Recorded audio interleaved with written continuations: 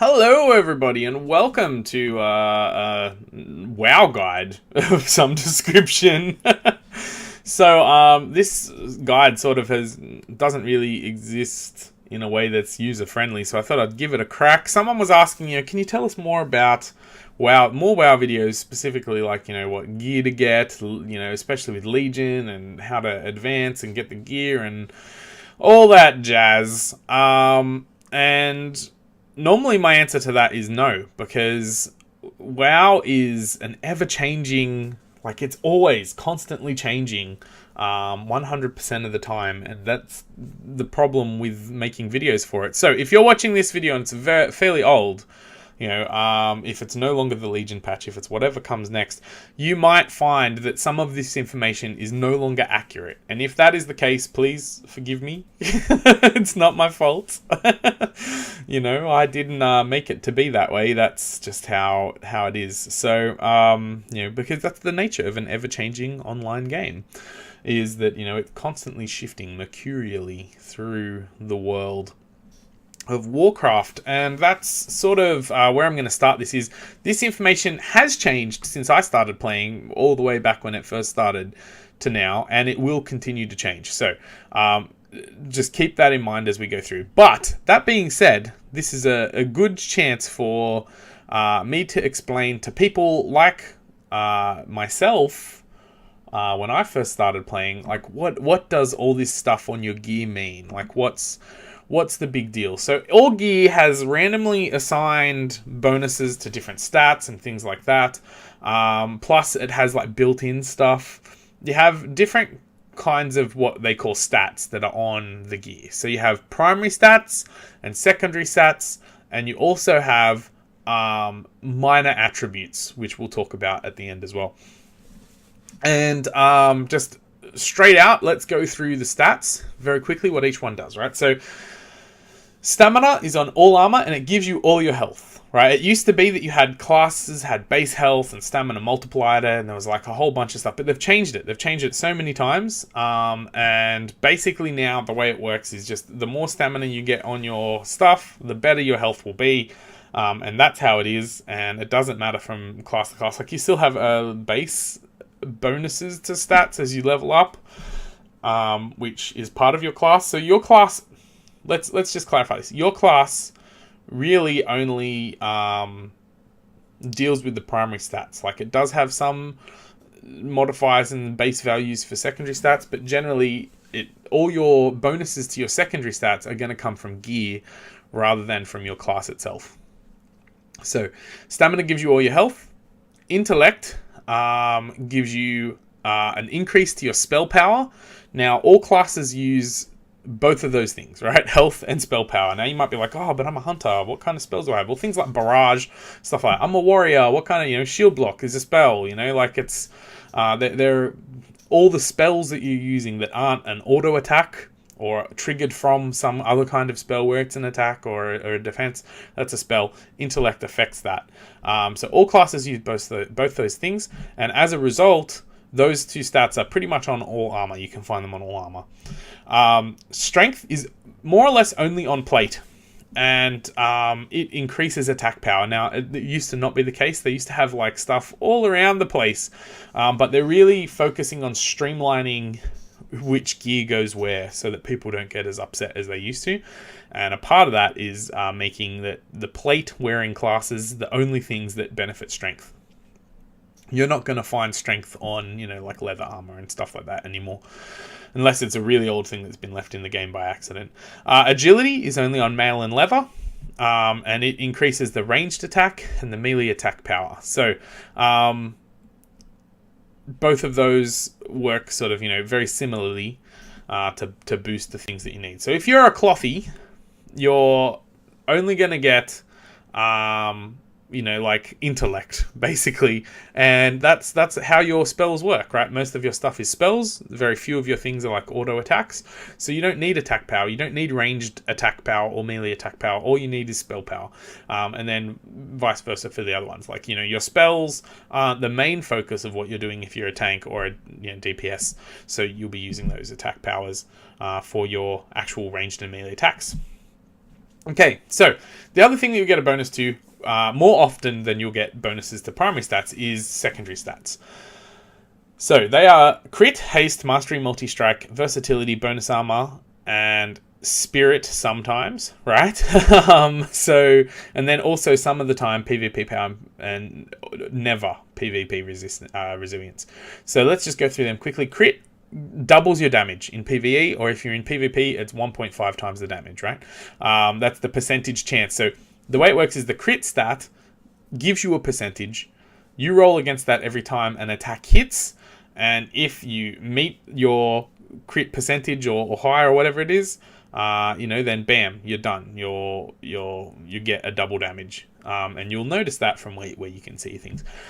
Haste is the speed of your auto attacks, speed of your cast time, speed of your damage over time or heal over time ticks, speed of your cooldowns, like all these things all come off haste. It's basically the speed that your abilities reset themselves. Mastery is, you could do a 30-minute video of mastery and it changes all the time, but basically it's different, not just for each class, but for each specialty, but it's generally about how you do the thing you do. So it's become a very important stat. It didn't used to be a very important stat. Now it has become a very important stat for almost all classes in one specialty or another. And it's usually about how much mana things cost or how much damage you do, and how to sort of get spells out quickly if you're a spellcaster, things like that. It all sort of ties in to that. Multi-strike, I've said here it's a proc, but it's actually it's a chance for a second hit from the first attack, if that makes sense. So you roll for the attack, and then there's a chance at a second hit. And the way that they work it out is rather than a second rolling and triggering like all the effects for when you roll for an attack or whatever, it's just, it works like a proc in that if it triggers, then you get a bonus second hit. Or sometimes like the first hit will miss and the second hit will go off with the multi-strike if you have a high enough chance at multi-strike. Again, the maths behind it, how the program works is very confusing. So don't bog yourself down too much in that. Just know that's what it does. Versatility, again, this didn't used to be a big thing. Now it's a very big thing these days. It probably will change to be less of a thing as time goes on. Like, it's all mercurial. It all changes, right? So it's a percentage to give a bonus to damage and healing, more or less. Bonus armor gives bonus armor. It does exactly that. Now, this gear is almost always designed for a tank. If you are in a group and you are not a tank and equipment comes up with bonus armor, do not take the bonus armor. This is etiquette. This is about not being a complete jerk. You don't need the bonus armor. It's, it's designed for tanks, so don't stooge your tank out of it. Unless your tank's like, yeah, I don't care, someone else take it. That's fine, I guess. But like, you don't take the bonus armor. It's designed for the tank. Spirit. So, oh man, we could do, again, a whole 30-minute video on Spirit. We're not going to do that, but it used to be a primary stat, right? And everyone used to use it. And that used to be how you got your regeneration of mana and health, and a few other things that had to happen, like, as part of that. And it's now specifically for healers. And that's not like the tank thing where it's like, yeah, you probably shouldn't take it. It's like, no, if you equip something with Spirit now, the way it works at the moment is that you will not get any benefit from that. Just the way that they have written the program, the only people who get it are people who are not just in the class of the healing classes, but also geared and activated as the healing spec. Right, in the healing specialization. So if you're a shadow priest, just because you're a priest, the spirit doesn't work on you. You have to be in that holy, activated in the holy specialization now for them to even count the spirit towards your mana regeneration. So quite literally, do not take spirit gear unless you are a healer. If you are not a healer, there's no point in having it, because it could be a bonus that could be going to something else. Like, it could be, you could have it in haste, which would like be so much better. That used to not be the case. Like, I used to have a warlock decked out in spirit gear because that meant that my mana regenerated so much quicker and I never had, that trouble with mana burn. They changed the way it works. It only works for healers now. So all the equipment I used to have, completely pointless. Not that it's not completely pointless now as the game's expanded anyway, but yeah, very important to know is, and I didn't realize that for a long time, and I was trying to work out why my mana regen was so garbage, and the answer is the way they've changed it is for healers only, so don't touch it if you're not a healer. Alright, PvP power and PvP resilience. So they're pretty much exactly what they say. PvP power gives you a bonus to damage, or the healing that you're doing in PvP. PvP resilience sort of decreases the damage that you're going to take. However, the only one that will ever appear on gear is PvP power. PvP resilience is a base thing that you get from your class. It's got nothing to do with your gear, and it probably shouldn't be in this gear video anyway, but just so that you know that you'll see these stats as, you know, things that are all working together. So what we have on the screen here, they're the stats. They add to other things which the game works from. And the game works from other things called derived values. And those derived values are how, like, the computer searches for their, like, you know, the calculations it's going to make. So that way everything is sort of, you know, boosted together, and at the end of it, it does all the maths and adds everything up, and then it calculates off these derived stats. Now you can see these in your character sort of view screen by clicking on the different things. There's lots of videos out there that show you how to do that, and I'm sure with playing around, if you're on the character sheet screen, you will be able to find it fairly easy. So first off, you have weapon damage, which is like the base weapon damage dealt. Once it's sort of added all together, everything that it needs to add on the computer, you know, and then that shows you that. Attack power could be melee attack power or ranged attack power. It's derived from strength and agility, plus anything that obviously affects attack power. It increases damage, basically. It gives a boost to the damage of the abilities and things that you're using. Attack speed, again, range attack speed, melee attack speed. It comes from haste, and it's how often you deal your damage, the sort of rate of the damage that you're doing. Critical strike, that comes from crit, and that is the chance, the total chance that you have to land a critical hit, which a critical hit doubles the damage, as we said, in PvE, or 1.5 damage in PvP. Spell power is only for spells, and spell damage and spell healing, and it comes from intellect only, and it increases the power of those things, you know, how much damage it does, or healing it does. Cast speed is how fast you cast the spell. It reduces the cast time on everything, and an important note is including the global cooldown to a minimum of 1 second, right? So if you don't know what a global cooldown is, welcome to World of Warcraft. You may have noticed that as you mash the keys, there's constant, all your abilities, with the exception of instants, have a 1 second minimum global cooldown, or perhaps longer depending upon what level you are and what gear you have.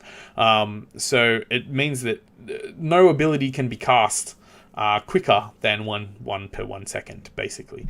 And a big reason for that is the maths and stuff that is made for the computer. It means that it doesn't glitch out and destroy us as we're furiously button mashing as we're in dungeons and things. You know, it only has to make calculations once every, you know, second, basically, at a maximum. Mana regeneration is how fast your mana pool returns. Now, like I said, it used to be that everyone could increase this, you know, and it wasn't just, you know, mana, it was all the different other things as well, but they've changed it. It's only increasable by healers now by getting that spirit stat. There's no other way that you can increase it. You now only have a base mana regen, and you just have to suck that up, which, as someone who used to tinker with their mana regen, like that was the main thing that I built up, that really makes me sad. Where you know, I get frustrated because I run out of mana because I mash buttons from time to time. Spell critical strike is just like your attack critical strike, melee or ranged attack, except for spells. Now, I was reading somewhere that it only comes from crit on gear. I don't know how accurate that is, but that seems to be what a lot of places are saying. It's only the crit bonuses on gear and not your base crit, which I don't know why they would do that. But apparently that's the case, and that's how you get crit for spells. Again, fact check that. I like everywhere I looked it said that, but it doesn't feel right. It doesn't sound right anyway. Armor. So armor decreases physical damage, all physical damage that comes through, right? Dodge gives you a chance to ignore melee attacks. So you can't ignore ranged, you can't ignore spells, but you can ignore melee, but you must be facing the target that is attacking you. So this is a really big part of being a tank. If you're a tank and you run away from stuff, or you're trying to maneuver things, and you're not sidestepping, you're like walking and then turning, that time that you're not facing the target is a time that you can be getting hit for a lot of damage and having a chance to miss that. Now, this is also true for multiple targets. So it works off your facing for multiple targets, not just the target you have selected or whatever. So be aware, you get a chance to ignore that. So that is a big part of positioning yourself, whether you're a tank or not, whether you're a DPS, whatever. If someone's coming at you with melee attacks and you've got your side to them whilst you're shooting someone else as a hunter, say, you're gonna have a bad time. You're gonna have some trouble there because you miss that chance to get out of the way. Parry has a chance to ignore melee attacks. Again, that's, you don't need to face for that, but it's only a melee attack. It's not your ranged attack or your spells. Block only works if you have a shield. If you don't have a shield, there's no point in having a bunch of stuff that boosts block. And it absorbs melee, or this one absorbs ranged damage as well, but not spells. And it basically works like armor. And then finally, resistance is the only one that has a chance to resist spells. Now, it's important to know this is only on pretty much pre-Mists of Pandaria stuff. It's stuff from before Mists of Pandaria. It was a big thing back in the day, but it's not that big now. And I suspect they're probably going to phase that out. The only reason I think they haven't is because in order to do it, they would have to go back from like the very, very start and change a whole bunch of items and change how everything works for those, things up until Mists of Pandaria. So, and that's a lot of work for them, especially when they're trying to pump out stuff. So those derived values all come from other attributes, other bonuses that you're going to get for different things. I've put most of them in where they come from, but some things, it's complex maths and we don't really have the time to go into that. So that's sort of what you want your gear to be working on, is one of these derived stats. And as you can see, things like, haste affect multiple things. They'll affect your cast speed, your attack speed, your mana, well, not your mana regeneration anymore. Different things will be affected by that.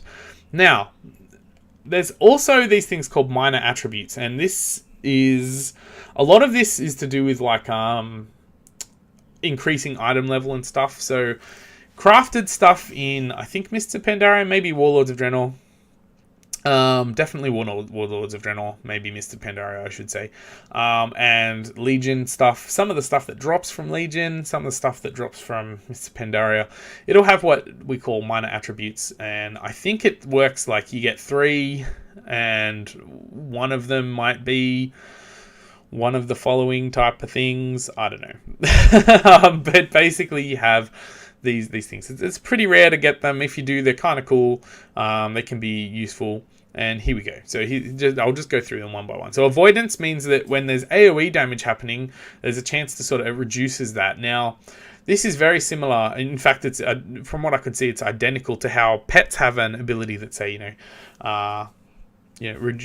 avoidance. It's called avoidance, and it's about reducing AoE damage. And that's so that when you're a tank or a melee, maybe you're a melee hunter or something, you're up close and they pop a burst and it hurts you.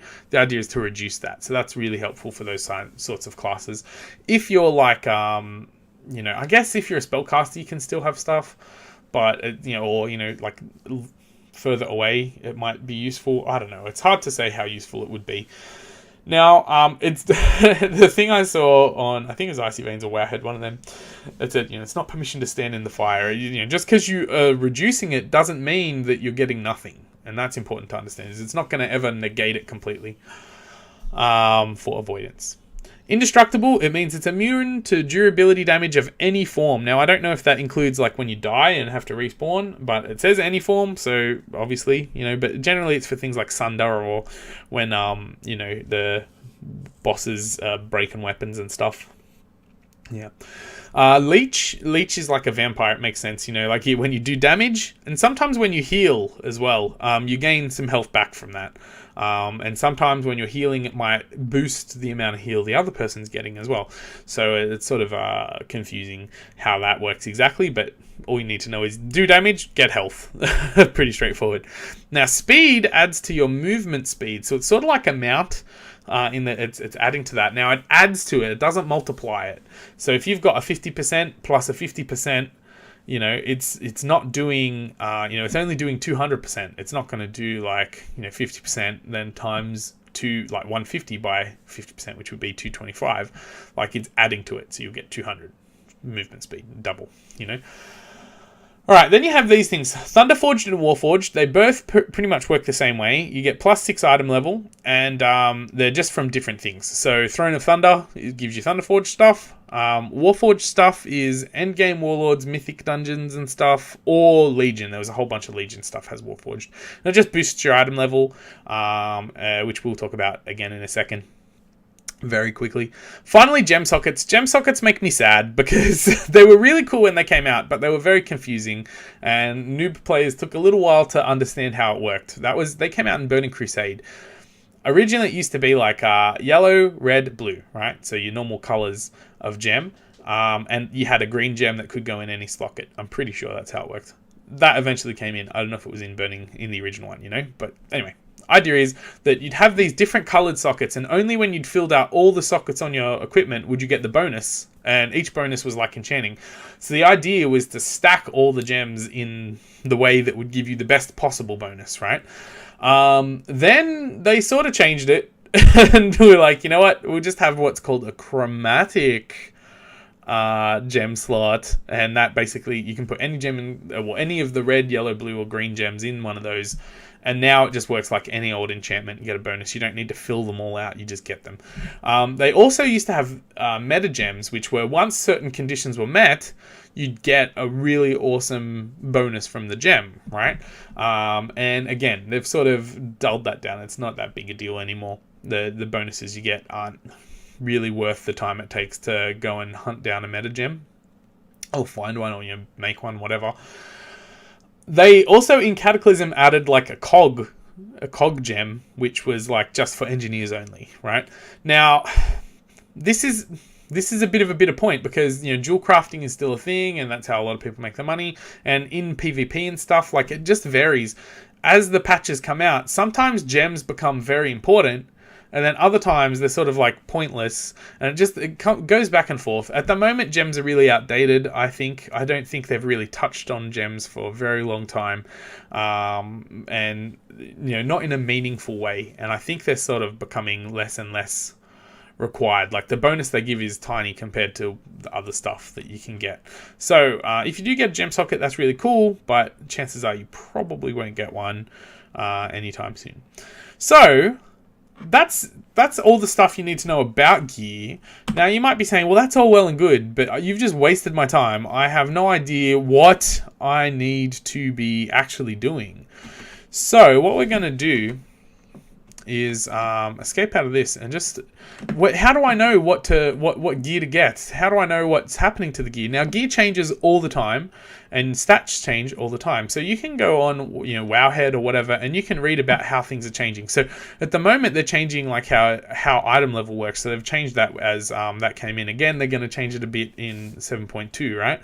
Now rings and necks give you bonuses to item level. Combat ratings are multiplied, things like that. They've really changed how it works for PvP as well. I think that's coming in the next one, or it might have already been introduced. I don't know. I'm not up to date with all the ins and outs of things that are changing, but just be aware that like this is it changes all the time. So you can find this information. Wowhead, you just Google item changes, stat changes, all the rest of it. Now each class is going to need to have a different like they have different needs for their stats, and again that changes all the time as well. So Icy Veins do really good sort of guides for classes, and they keep them up to date fairly regularly. And if they're not up to date, it'll say that on the bottom, right? So you just find your class, you find your specialization, you click there, it'll tell you what you need to sort of get for gearing. It tells you what changes are coming as well, usually. And as you come down, like, they always have them in the same structure, generally speaking. So as you come down, you're going to come to stat priority, right? At some point, and it will tell you, like, this is the order. You know, if you're doing this kind of a build, this is the order you want them in for that class, you know. And same, you know, as you can see, I've got a couple here. You just come down, you find where it says stat priority. It's usually after the rotations, and it tells you, you know, this is what you want, and you can see that. Now, if they're old, it'll tell you, you know, this hasn't been updated for a while, blah blah blah blah blah. This one's a very old one because it doesn't have the link straight to it. Where is it? Have I missed it? I could be wrong. Yeah, this one doesn't even have it, but most of them do, right? Here you go, gear. So this one will tell you what gear you want to be getting as you go through, right? And because it's different for everything, and because it changes so often, the best thing that I can give you is to not say, like, here's what you should get, but to say, you know, here's where to look for when the changes happen. That's the best tip I can give you. Is if you're interested in gear and learning how gear works, just do a Google search and you'll get that information fairly quickly. But most people don't care about how it all works. They just want to know, what should I be collecting when I'm going through a raid? What should I be collecting when I'm doing that? And those Icy Veins guides will give you, like, the best chance to sort of understand that very quickly. Just remember to check back from time to time, because, like I said, they do change it, and often they change it quite dramatically. Like, I remember when Spirit changed, and I was just like, what the heck is going on here? So, you know, do check it regularly. Hopefully this has sort of helped you out a bit. I'm gonna talk more about artifact weapons in another video, I think, because that was the other thing they asked me to talk about. But generally speaking, I'll throw it quickly on here. Generally, at the moment, artifact weapons are like the thing they care about. So artifact weapons are going to be better than other gear, more or less 100% of the time. You know, like, that's currently what they want you to be working towards. But that will probably change once, like, the next sort of section gets through, and the next content is, you know, released. Anyway, I hope this has helped. If it hasn't helped, I'm sorry. I'm sorry it's such a long video, but there's so much to cover. And this is why I don't like doing these videos. There's so much to cover, and it changes so often. So it's a really, annoying thing. But hopefully this is helpful, and hopefully you work out what's going on. And I'm going to try and maybe see if I can get back on WoW, because I'm getting a bit more WoW obsessed. Thanks for watching. I'll see you guys later. Ciao for now.